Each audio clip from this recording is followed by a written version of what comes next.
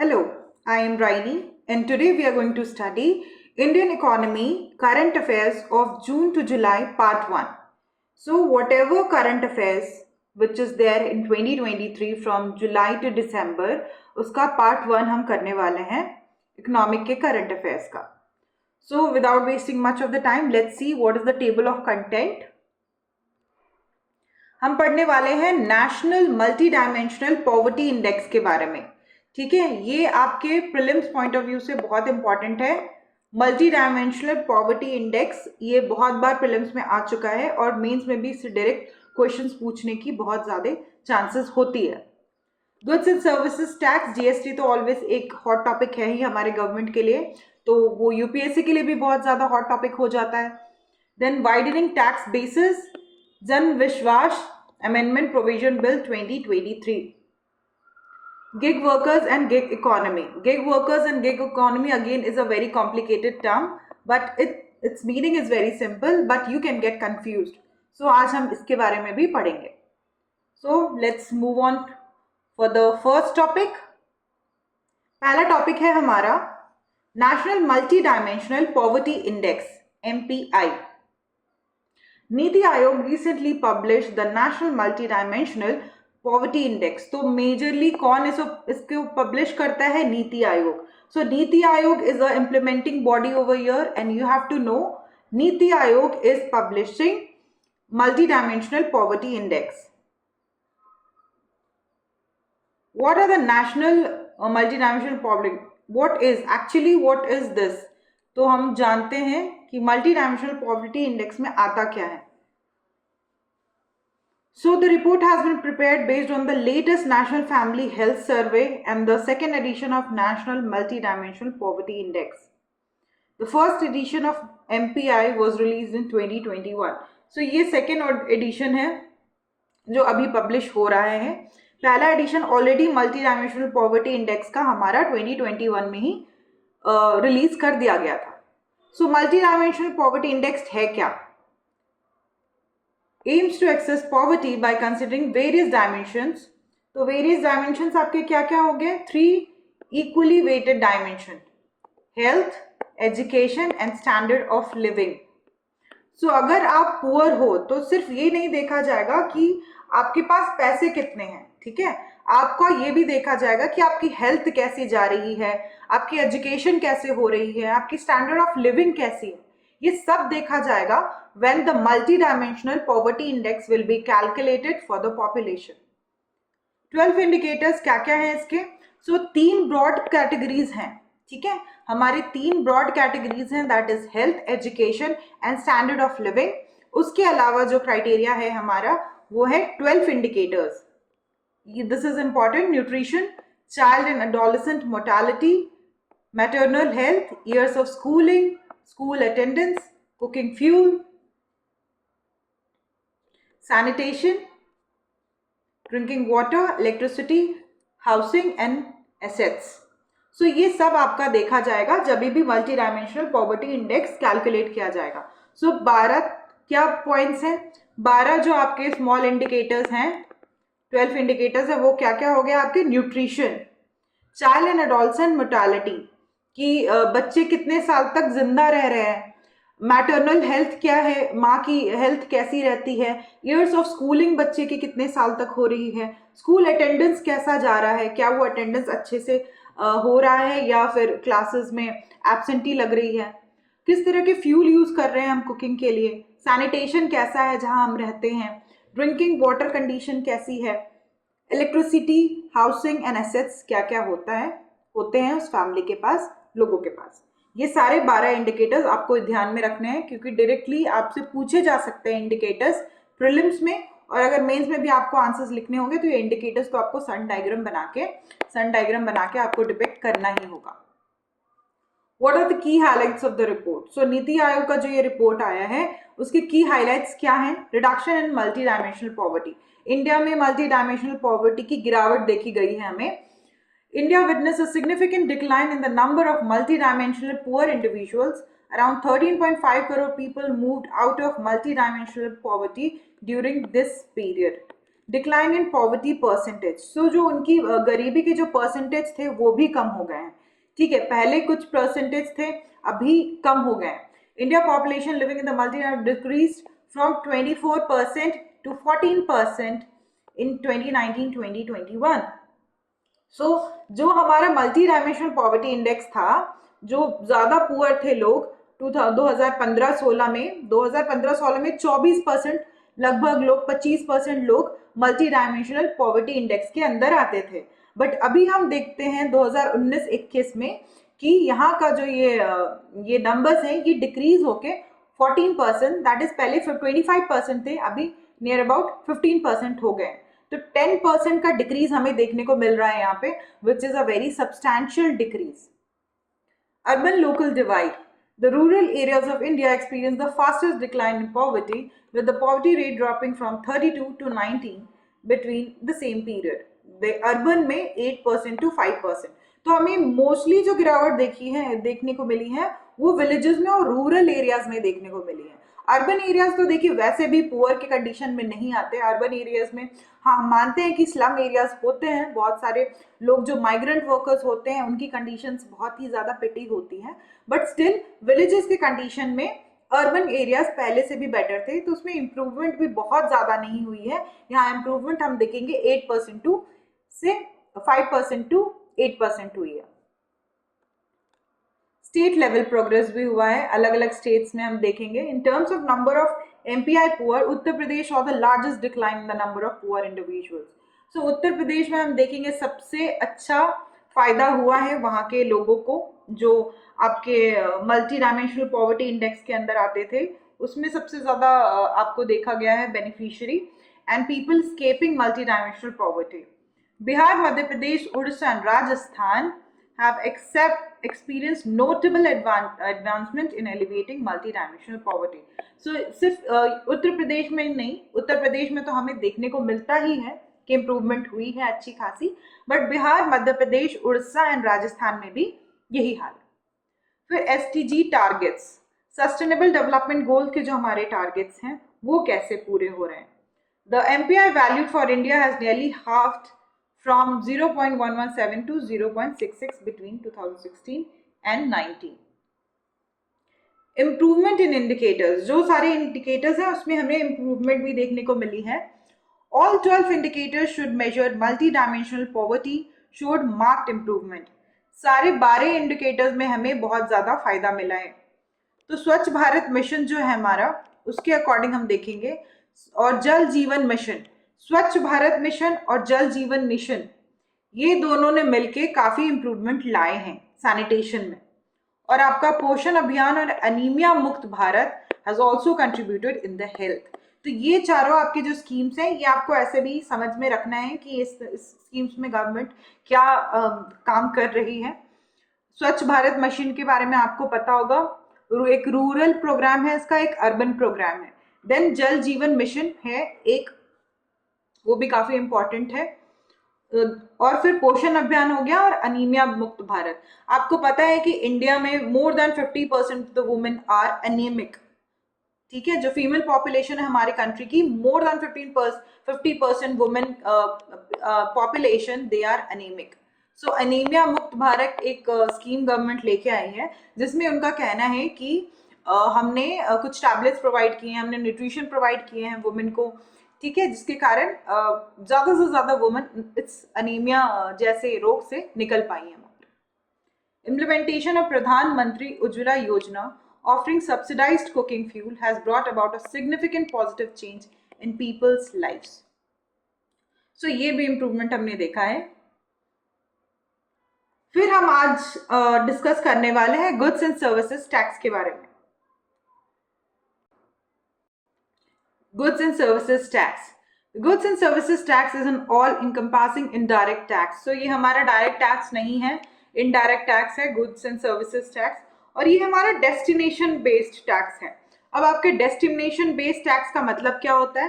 इसका मतलब जहाँ पर ये पहुँच रहा है, फाइनल जहाँ पर ये पहुँच रहा है बनके, वहाँ मेजरली आपको टैक्सेशन फेस करने को मिलती है। मान लीजिए एक फार्मर है, उन्होंने राइस उगाया, ठीक है, फिर राइस प्रोसेस्ड हुआ, राइस प्रोसेस होने के बाद उसके मुरमुरे बने, ठीक है, जब मुरमुरे बने या पोहा बना तो वो जो फाइनल कस्टमर के पास गया, जो डेस्टिनेशन जो फाइनल हुई, वहां पर जाके पूरा टैक्सेशन सिस्टम यहाँ पे लागू होगा. This is called destination based taxation system and it's established bye 101 constitutional amendment act. ये आपके लिए बहुत इंपॉर्टेंट है कि 101 कॉन्स्टिट्यूशनल अमेंडमेंट एक्ट लेके आए हैं हमारा जीएसटी, और ये वन नेशन वन टैक्स के अंदर हमारे कंट्री में आया है. So what taxes at the center and state level are incorporated in the GST? At the state level, so at the state level हम देखते हैं क्या क्या taxes लगते हैं यहाँ पे are incorporated into GST. तो देखो state level में कुछ ऐसे taxes थे जो बहुत सारे state level में taxes हैं. मान लीजिए आपका हो गया लग्जरी टैक्स, परचेज टैक्स, वो सब अभी जीएसटी में मर्ज हो चुका है, ठीक है. तो जीएसटी में मर्ज हो चुके हैं ये टैक्स हमारे.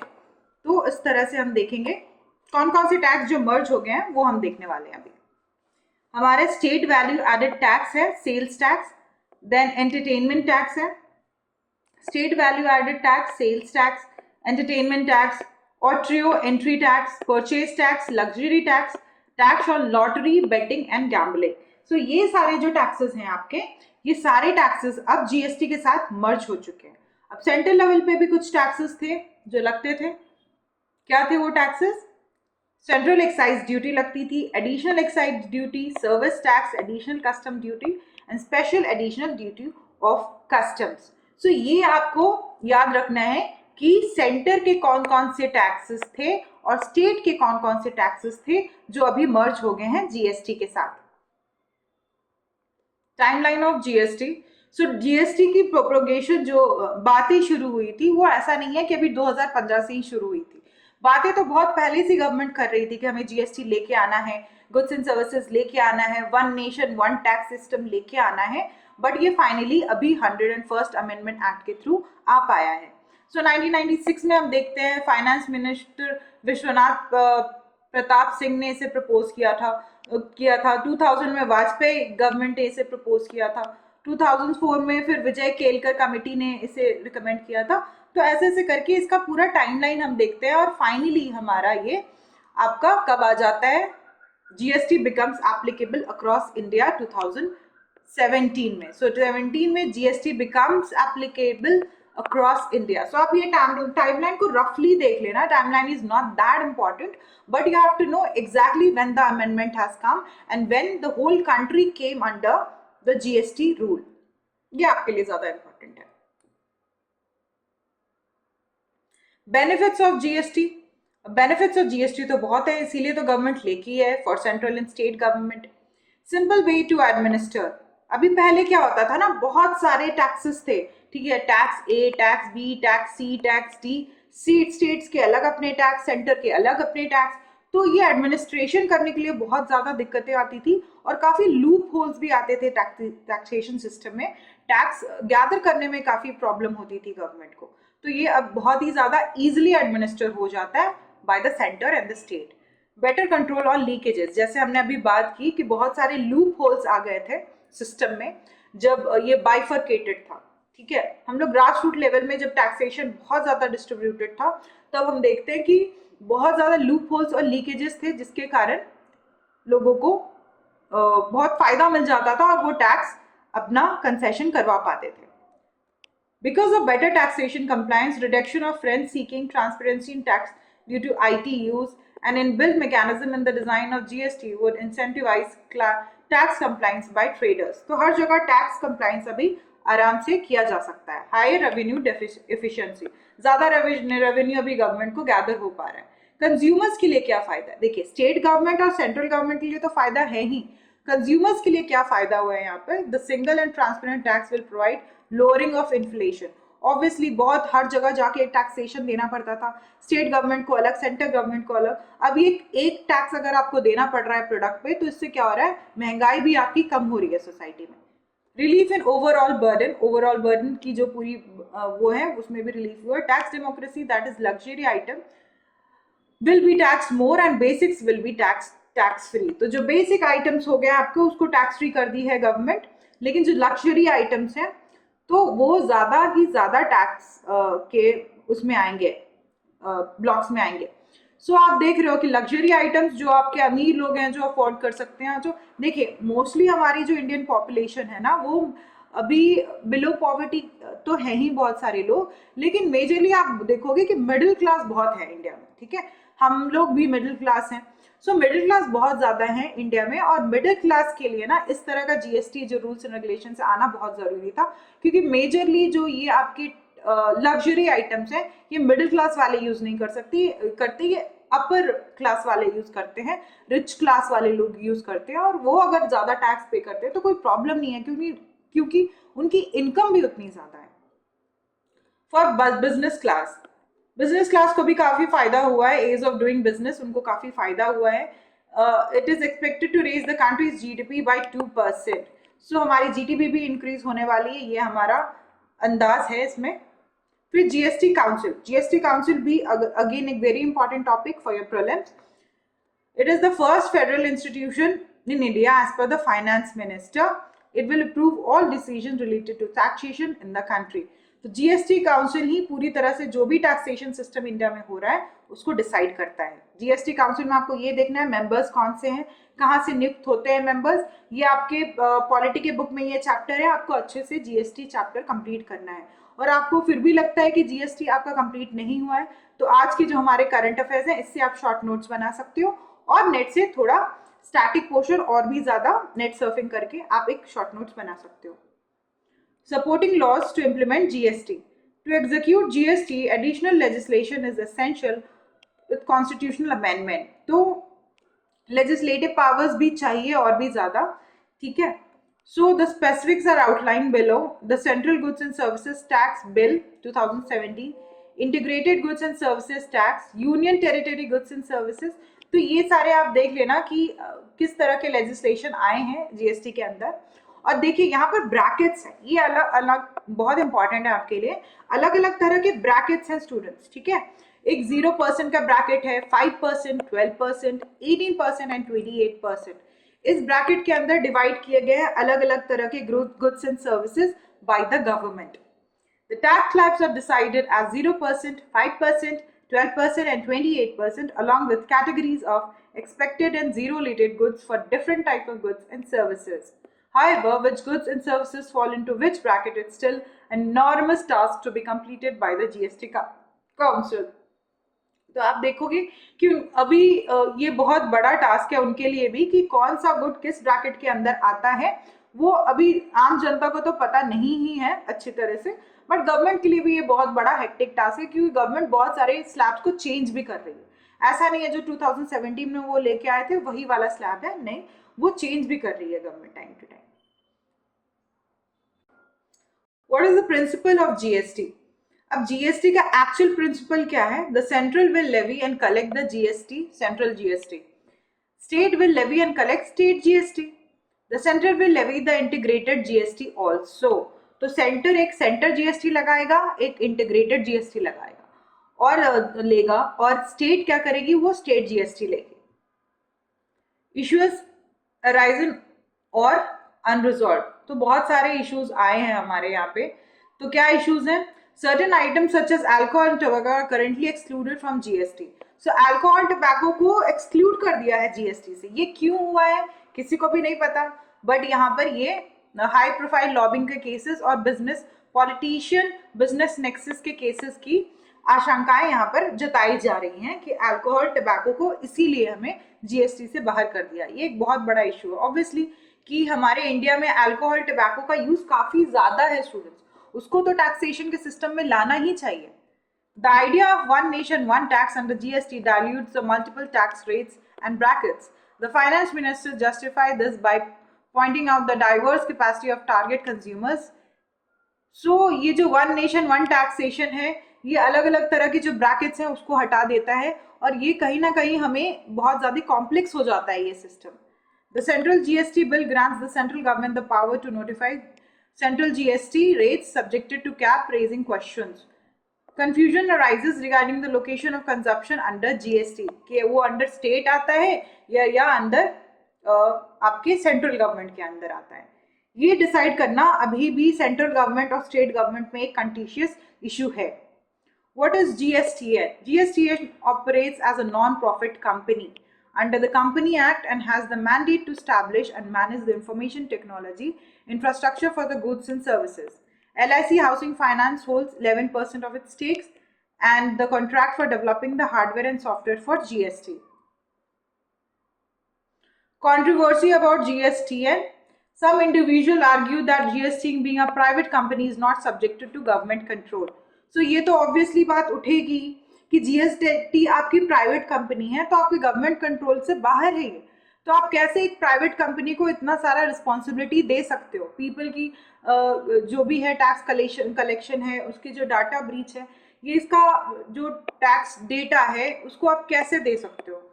In response to the allegation, the finance minister addressed the parliament explaining the arrangement was established by the empowered committee by the previous government. Additionally, GSTN website provides clarification asserting that strategic control over GSTN remains with the government. So वैसा clarification आया है कि जो पूरी तरह से जो control है, स्ट्रैटेजिकली जो कंट्रोल हम देखते हैं वो गवर्नमेंट का ही है अभी तक।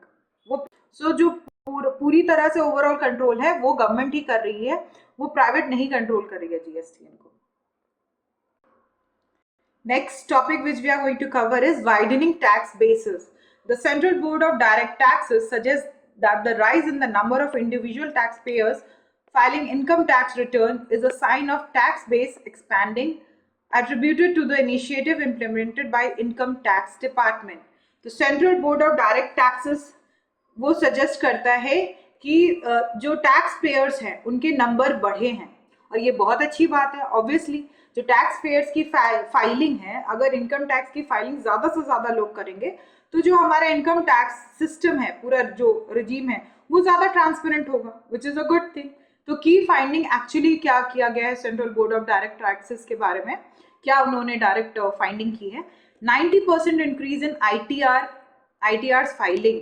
सो इनडायरेक्ट टैक्सेस जो हैं आपके इनकम टैक्स रिटर्न्स जो हैं उसकी 90% इंक्रीज देखने को मिल रही है। 90% jump in income tax return filing, ये बहुत ही बड़ा जंप है।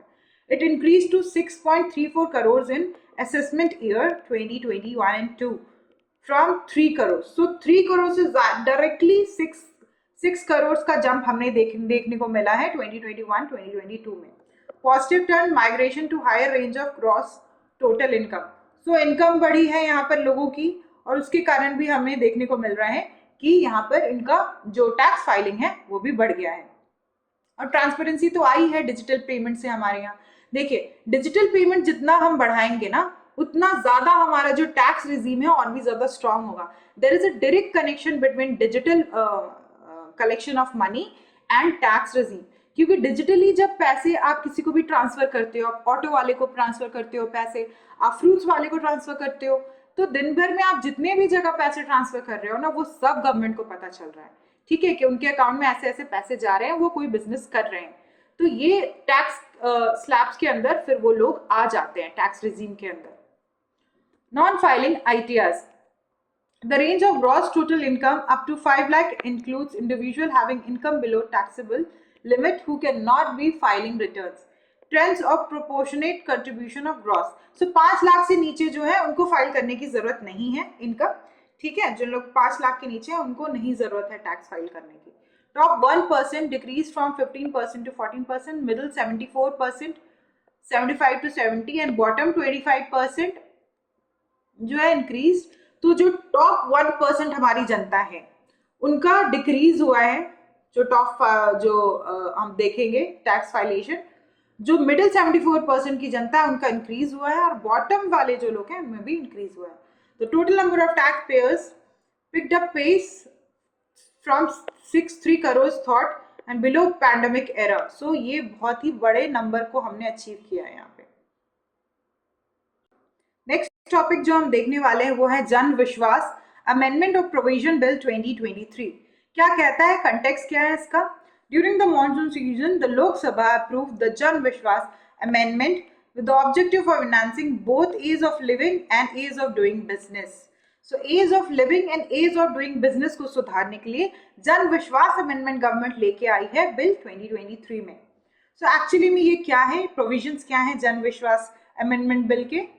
The proposed bill seeks to modify 183 provisions within 42 central acts overseen by 19 ministries.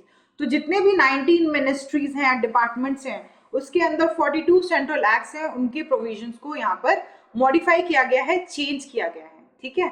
The main objective of the bill is to decriminalize minor offenses that does not involve any harm to public interest or national security. तो कुछ minor offences हैं जो पहले offences के अंदर declare किए जाते थे, अभी उसको डीक्रिमिनलाइज किया गया है। अब वो कहीं से भी क्रिमिनल ऑफेंसेस नहीं कहलाएंगे स्टूडेंट्स, ठीक है। पहले वो क्रिमिनल ऑफेंसेस कहलाते थे, अब उनको डीक्रिमिनलाइज कर दिया गया है, ठीक है। और वो पब्लिक इंटरेस्ट के और नेशनल सिक्योरिटी के हित में ही रख के किया गया है। बैकग्राउंड क्या है? The bill was introduced in Lok Sabha in 2022 and referred by the Joint Parliamentary Committee. Needs rationalize criminal provisions to reduce undue pressure on the justice system. Obviously, जबरदस्ती अगर आप लोगों को कन्विक्ट कर करके जेल में भर्ती करते रहोगे, जस्टिस सिस्टम के सामने लाते रहोगे, तो this is not the end, this is not the end of the system, okay. आपको कैसे भी करके अपने लॉज को थोड़ा और भी ज्यादा फ्लेक्सिबल बनाना पड़ेगा। अगर आप अपने लॉज को थोड़ा सा ज्यादा और भी फ्लेक्सिबल बनाते हो तो ये गवर्नमेंट के लिए भी इजी हो जाएगा और ये जुडिशियल के लिए भी इजी हो जाएगा। Addresses technical and procedural defaults, severity offense and prescribed punishments, boost the growth of business by eliminating barriers and promoting conducive legal environment. अब देखिए बिजनेस को भी काफी है सहायता मिलेगी, क्योंकि बिजनेसेस को भी ना बहुत सारे डोमेन में रिस्ट्रिक्ट करके रखा गया था। आप बिजनेसेस को भी अगर रिस्ट्रिक्ट करके रखोगे तो ये फायदेमंद नहीं है हमारे इकोसिस्टम के लिए। और क्रिमिनल ऑफेंसेस बना दोगे कि आप आप इस रीजन में नहीं कर सकते हो, आप उस रीजन में नहीं कर सकते हो, तो आपका ईज ऑफ डूइंग बिजनेस भी काफी सफर करने वाला है। The bill seeks to remove imprisonment clause and fines in some provision and convert them into penalties.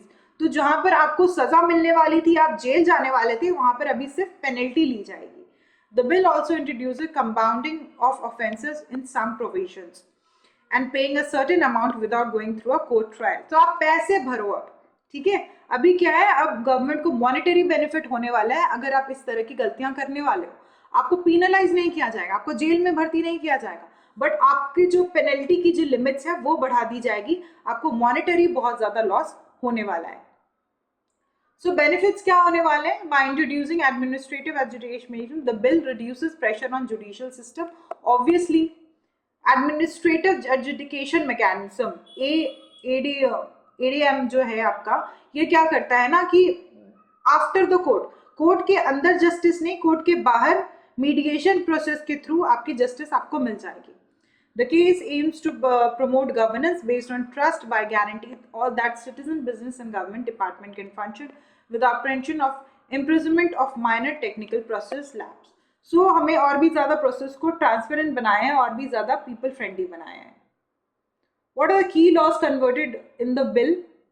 तो मेनली हमने कौन कौन से लॉज कवर किए हैं आपके हैं? Indian forest act, the air prevention and control pollution, information technology act, environment protection act, copyright act, patents act, railway act, food safety and standards act. तो ये सारे एक्ट कवर किए गए हैं यहाँ पर गवर्नमेंट के द्वारा और लोगों के द्वारा। और ये सारे एक्ट्स के अंदर आपको याद रखना होगा कि ये जो अमेंडमेंट बिल लेके आई है वो है Indian forest act, air prevention act, IT act, environment protection, copyright act, patents act, railway act and food safety and standards act के ऊपर ये लगाया गया है। और ये आपको इस तरह से हेल्प करेगा कि इनको पेनल्टी ज्यादा लगेगी, इनको इम्प्रिजनमेंट नहीं मिलेगा, ठीक है। और ये बिजनेस को भी बूस्ट करने में हेल्प करेगा हमें। नेक्स्ट टॉपिक जो हम देखने वाले हैं वो गिग वर्कर्स और गिग इकोनॉमी के बारे में। Rajasthan assembly recently approved the Rajasthan platform-based gig workers registration and welfare bill 2023 about gig economy. So majorly Rajasthan Assembly recently approved the Rajasthan platform-based gig workers registration bill. तो राजस्थान में ये bill आया है, इसीलिए हम ये देखते हैं, यहाँ पर ये कंटेक्स्ट है। Rajasthan Assembly recently approved it. So gig economy actually क्या है? Gig market क्या है actually में? A gig economy refers to job market that relies on freelancers and independent contractors rather than full-time permanent employees. सो आपके जो freelancers होते हैं, ठीक है, वो अलग अलग कंपनी के लिए काम करेंगे, किसी के लिए 2 घंटे 3 घंटे, किसी के लिए 5 घंटे काम करेंगे और उनको उस हिसाब से सैलरी मिलेगी. This is called freelancing. ठीक है, इंडिपेंडेंट कॉन्ट्रैक्टर्स और ये सारे जो होते हैं जिनको फुल टाइम परमानेंट एम्प्लॉय नहीं घोषित किया जाता है वो कहलाते हैं हमारे गिग वर्कर्स और गिग इकोनॉमी उनसे बनती है. Categorisation of gig economy, platform based, utilizing online apps or digital platform for work such as ride hailing, food delivery, ठीक है, ride hailing, food delivery, e commerce, ये सब आपके प्लेटफॉर्म बेस्ड गिग इकोनॉमी है. ठीक है, फूड डिलीवरी जो आपके यहाँ स्विगी जोमेटो से जो फूड आता है that is your gig economy only students. They are not full time workers. Okay, they are part-time workers and they are getting their salary according to this. Non-platform based gig workers क्या है? Engaging in outside the traditional employee-employee relation, including casual workers, self-employed individuals, sectors like construction, domestic work. So आपके यहाँ जो काम वाली by आती हैं, आपके घर जो बनाते हैं construction workers, वो उनको बोलते हैं हम non-platform based gig workers. वो उनको कोई प्लेटफॉर्म नहीं मिला हुआ है, वो बाहर जाके काम कर रहे हैं ट्रेडिशनल वे में. डोमेस्टिक वर्कर्स एग्रीकल्चर फील्ड में और आपके कंस्ट्रक्शन वर्कर्स. सो आपको इस तरह से डिवीजन याद रखना है. एक तो गिग वर्कर्स है क्या, गिग वर्कर्स में जो कैटेगराइजेशन है प्लेटफॉर्म बेस्ड, ठीक है, और एक नॉन प्लेटफॉर्म बेस्ड, उसमें उसके अंदर क्या क्या आता है डिवीजन वो आपको याद रखना है. Advantage of gig economy.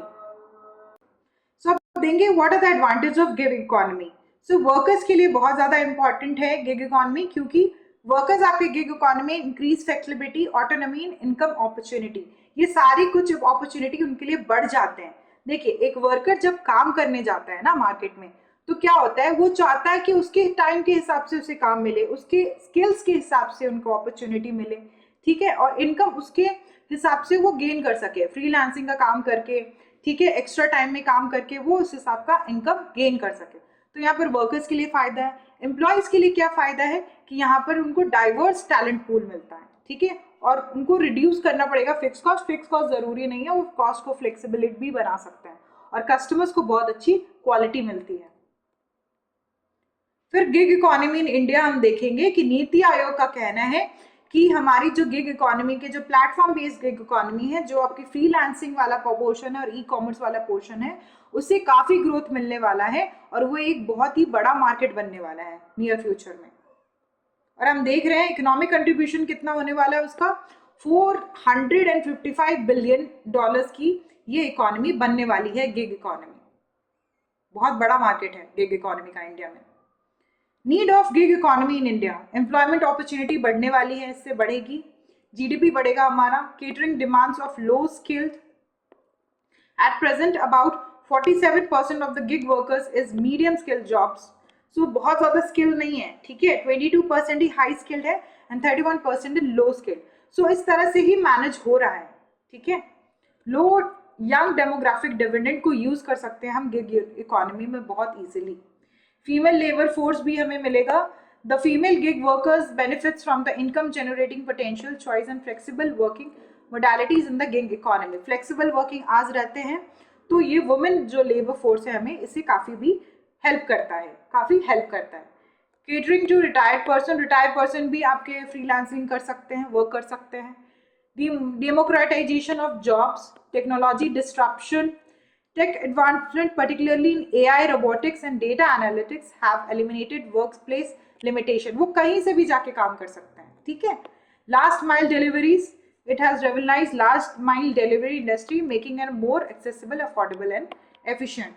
So gig workers की इंडस्ट्री को हम बहुत ज़्यादा फ्लेक्सिबल मानते हैं इंडिया में, और लास्ट माइल डिलीवरी के लिए भी ये बहुत फेमस है.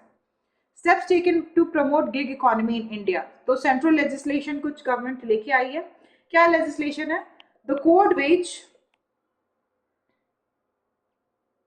Code on Wages 2019 amends the provision of universal minimum wage and floor wage of all sectors. ये है आपका legislation. फिर सेंट्रल गवर्नमेंट क्या लेके आई है? The Karnataka government has announced an accident and life insurance coverage of 4 lakh for gig workers. ये बहुत ही बड़ा मूवमेंट है कि कर्नाटका गवर्नमेंट 4 लाख का लाइफ इंश्योरेंस लेके आती है गिग वर्कर्स के लिए. या आप आपके मेंस के आंसर्स में डायरेक्ट एग्जांपल में यूज कर सकते हो. Rajasthan platform based gig workers welfare group Rajasthan में ओपन हुआ है। Rajasthan workers social security and welfare fund भी बनाई है राजस्थान गवर्नमेंट ने। Penalties on aggregators. The state government has the authority to impose fines on aggregators ranging up to 5 lakh for first contravention to up to 50 lakhs for sub contraventions.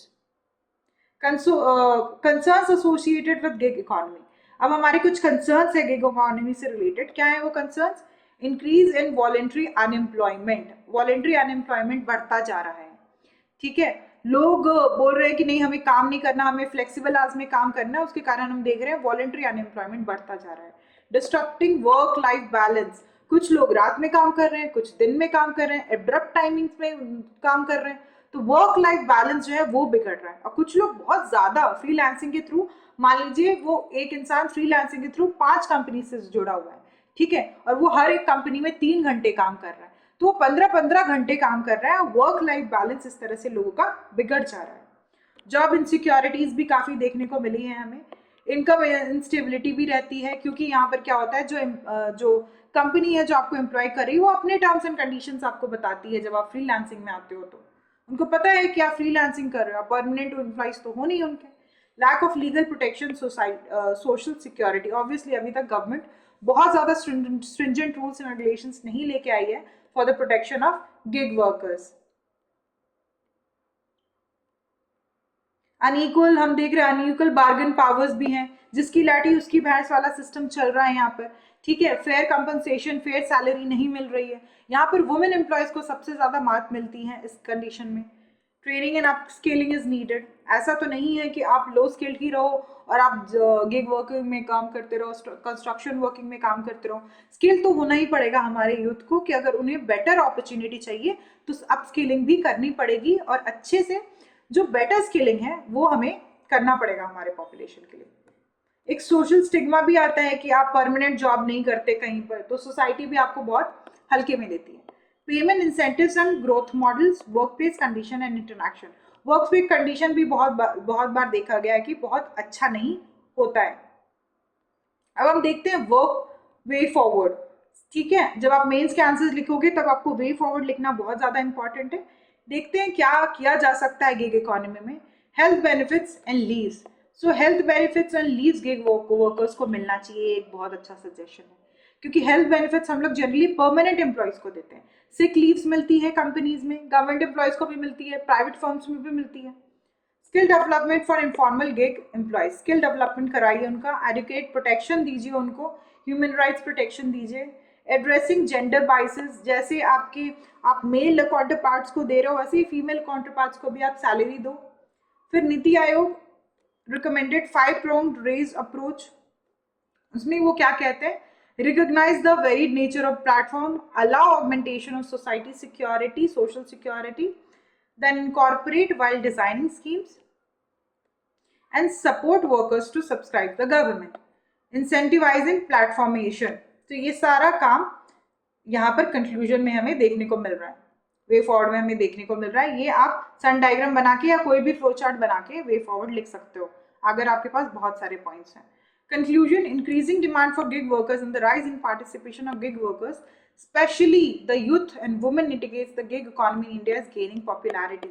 तो popularity तो है, but हमें इसे कैसे protect करना है। The gig economy is predicted to be significant building block in achieving India's aim to become 5 trillion economy by 2025।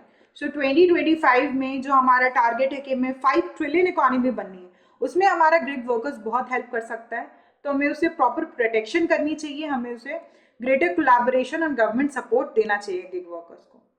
सो आज के लिए हमारा इतना ही है इकोनॉमिक के फर्स्ट करंट अफेयर्स के पार्ट में। हम दूसरे पार्ट लेके आते हैं आपके लिए इकोनॉमिक्स से। So till then stay tuned and study well. Thank you.